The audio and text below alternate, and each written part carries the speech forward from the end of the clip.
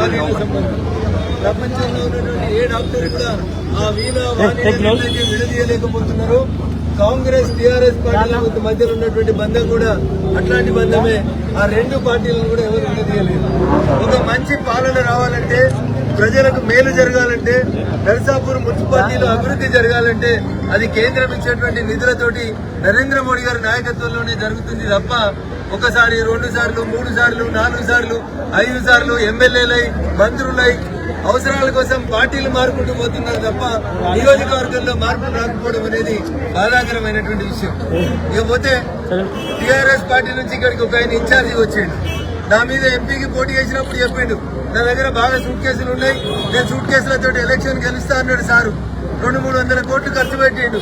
ముచ్చట చెప్పిండు, election manifesto చెప్పమంటే ఫంక్షన్ హాల్ కట్టిస్తా, గరీబులకు చదువులు చెప్పిస్తా, ఫ్రీగా పెళ్లిళ్ళు చేపిస్తా, ఇట్లా చాలా విషయాలు చెప్పి మళ్ళా ముళ్ళలు చదువుకొని పోయినటువంటి వెంకట్రామరెడ్డి అనే ఎమ్మెల్సీ మళ్ళీ నర్సాపూర్ నియోజకవర్గానికి ఇన్ఛార్జిగా వచ్చి పైసలతోటి నర్సాపూర్ నియోజకవర్గ ఓటర్లని కొనుగోలు చేయాలనేటువంటి కుట్ర చేస్తా ఉన్నాడు. నర్సాపూర్ నియోజకవర్గ ఓటర్ మహాశైలకి నేను సవినయంగా చేసేటువంటి అప్పీల్ ఒక్కటే, ఈ సంచులు సూట్ కేసులు రింగ్ రోడ్స్ చుట్టుపక్కల చేసేటువంటి వ్యాపారాలకు పనికొస్తాయి తప్ప నర్సాపూర్ డెవలప్మెంట్ కి ఏ రకంగా కూడా వాళ్ళు ఉపయోగపడరు. ఏం మిగిలాయి వాళ్ళకి ఇస్తే, ఇంతకు ముందు ఇస్తేనే అన్ని గుట్టలు చెండలు అన్ని అమ్ముకుంటూ పోయిరని చెప్పారు. మళ్ళోసారి ఇస్తే ఈడున్నటువంటి సర్కార్ ఆఫీసులు కూడా అమ్ముకొని కాంప్లెక్స్లు కట్టుకునేటువంటి పరిస్థితి వస్తుంది. అందుకని నీతికి నిజాయితీకి మారుపేరుగా నిలబడేటువంటి భారతీయ జనతా పార్టీ కార్యకర్తలు నిస్వార్థంగా పనిచేస్తారు. కాబట్టి నిధులు రావాలన్నా, నర్సాపూర్ అభివృద్ధి జరగాలన్నా ఒక్కసారి భారతీయ జనతా పార్టీకి ఈ మున్సిపాలిటీలో అవకాశం ఇవ్వమని చెప్పి సవినయంగా వేడుకుంటా ఉన్నాం. 2 ఏళ్ల కాంగ్రెస్ పాలనలో వీళ్ళు నోటీస్ ఇస్తారు, వాళ్ళు నోటీస్ తీసుకుంటారు. నేను కొట్టినట్టు చేస్తా, నువ్వు ఏడిచినట్టు చెయ్యి.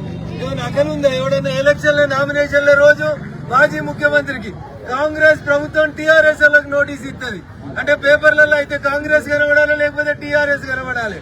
పట్టణాలలో భారతీయ జనతా పార్టీకి రోజు రోజుకు పెరుగుతున్న ఆదరణని దృష్టిలో పెట్టుకుని వాళ్ళిద్దరు ఆడుతున్నటువంటి ఒక నాటకం. ఆ సిట్టు తోటి ఏం కాదు, ఆ టెలిఫోన్ కుంభకోణంలో కాంగ్రెస్ కి ఎవరిని అరెస్ట్ చేయడం చేత కాదు. కాబట్టి ఒక్కసారి ప్రజలారా ఆలోచించండి. నేను మళ్లీ చెప్తున్నా, ఒక నాణానికి బొమ్మ కాంగ్రెస్ అయితే బొరుసు టీఆర్ఎస్. ఒకసారి వాళ్ళు అటు పోతురు, ఇంకోసారి వీళ్ళు ఇటు వస్తురు తప్ప ఇంకోటి మార్పు లేదు.